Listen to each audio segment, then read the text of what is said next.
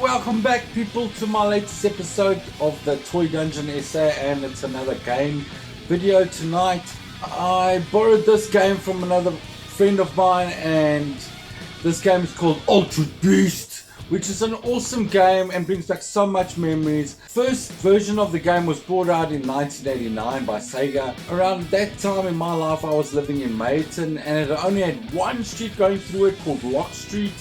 And in that street there was a cafe on the right hand side called Harper's. I used to play games there, and I saw Altred Beast there, and I was blown away. And I know in some of the YouTube videos I see it gets a lot of bad rap, but you know what, it's part of my history, so I had to cover it.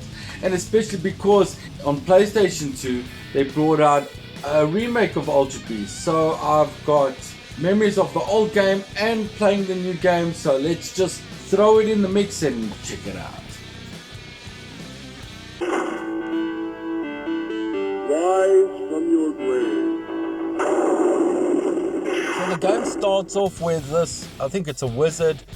He rises you up from the dead, and you start the game in an ancient Greek type of theme, and you start fighting these undead zombies, creatures, wolves with two heads, closely related to Greek mythology. It's a 2D platform game where you walk from left to right the whole time. Goal of the game is to kill as much enemies as you can and kick the white wolves that have two heads, and if you do that you get some type of crystal orb that makes you stronger. As you proceed to do this, I think after your third one you turn into some beast. On the first stage you turn into like a werewolf, and after you get that ability the game is very easy. You don't really have to worry much about anything except for the bosses. So as you get to the end of the first stage, you get to the evil wizard, and the wizard turns himself into some type of devil mountain that throws his head and it bites as it comes down towards you. Very freaky. I remember when I was a kid I was like kind of like shocked and scared and blown away at the same time when I first saw this thing, but it was very unique, or it made a very big impression on me.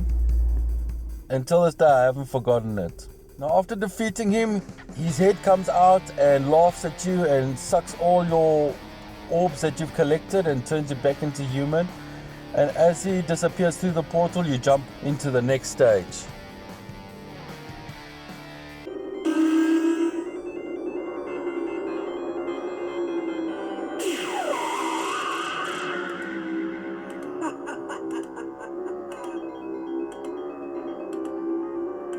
Now, as we're going into stage 2, you can obviously see it's underground. Everything is dark and dreary.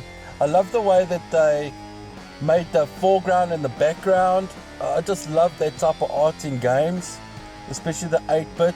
But nonetheless, the game is very straightforward. It's almost each stage is basically the same thing. After a while, if you don't get your orbs and transform into your beast, the game can get sort of boring. But after you turn into the beast, the game is bliss. The second stage is kind of weird.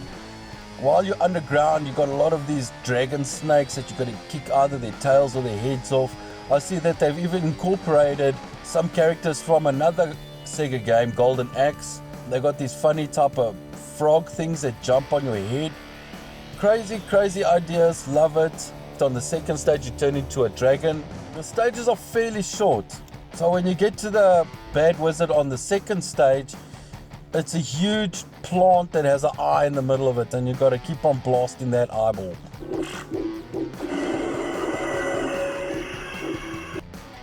Crazy idea.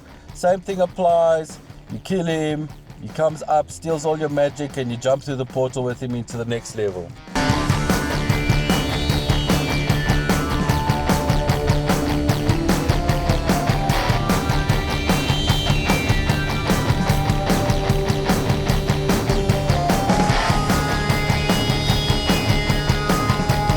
So the third level is very difficult. It's the level that I died the most in. It is completely different to all the other stages on the game, or some type of hive in the game. I get that impression.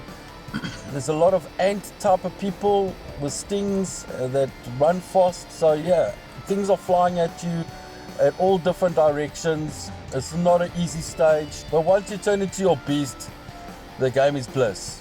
One thing that I noted that Sega has done that I really like a lot, and if comparing to all the other old game videos that I've made, especially talking about Data East games that I like a lot, you tend to die and start earlier on in the game to get to where you were before.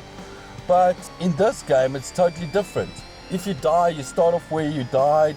And even if you got your beast ability, if you die and continue, you carry on as the beast. You don't have to turn into him again, which is awesome. I wish most of the Data East games that I love would have that incorporated into the game, which would have made it much easier and more fun to play. So now getting to the third monster of the stage, you turn into a bear. That's the beast of this stage that you turn into, and his abilities are he spins. The other ability that it does is turns the people into stone, and then you can shatter them, which is an awesome thing to do.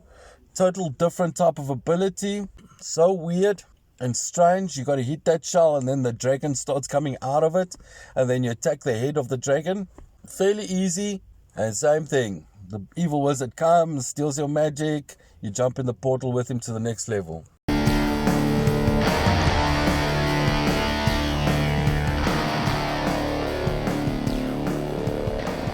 Now getting to the fourth stage, that is a kind of an interesting stage.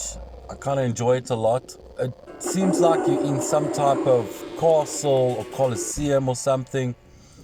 Same thing, same monsters, same zombies, and get your orbs and turn into a beast. In this stage you turn into a tiger, which is really cool.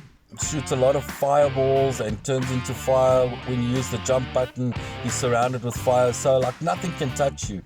When you get to the end of the stage, to the bad wizard, he turns himself into some type of dragon. But if you got unlimited continues, I don't see the difficulty in the game. It was a really cool stage to play.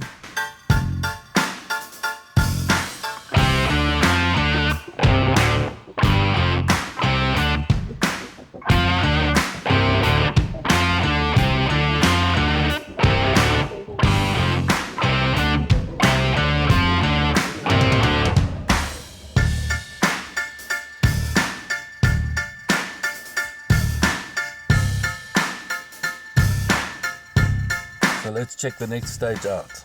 So in the last stage, kind of weird. It's got a weird background, looks like a different type of world. There's a lot of unicorn men that you got to fight and a lot of other strange creatures. It's a difficult stage, but not as bad as the third stage for me. When you get to the last wizard, he turns himself into some type of rhino. And the bummer thing about this whole stage is when you turn into a beast in the last stage, you turn back into a werewolf like in the first stage. I was hoping of something more elaborate and more scary, but nonetheless, it is what it is.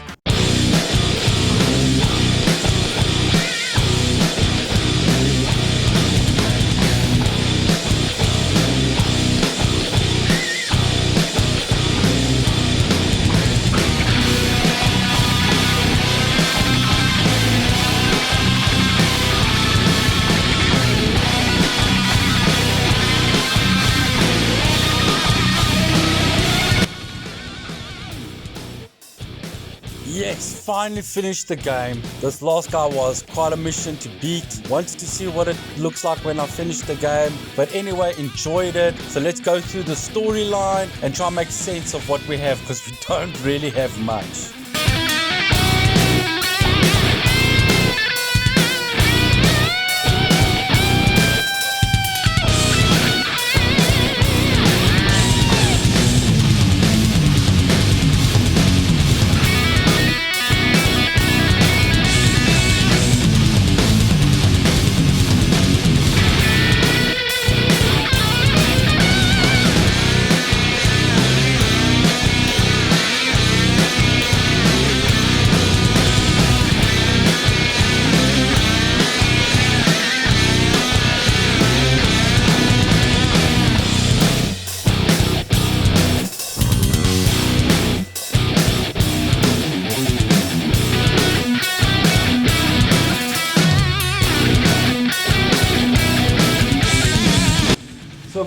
we've come to the end of the first half of this video. Part 1, Altred Beast, the arcade game. I'm busy with part 2, the PS2 game. Was whack, had a great time.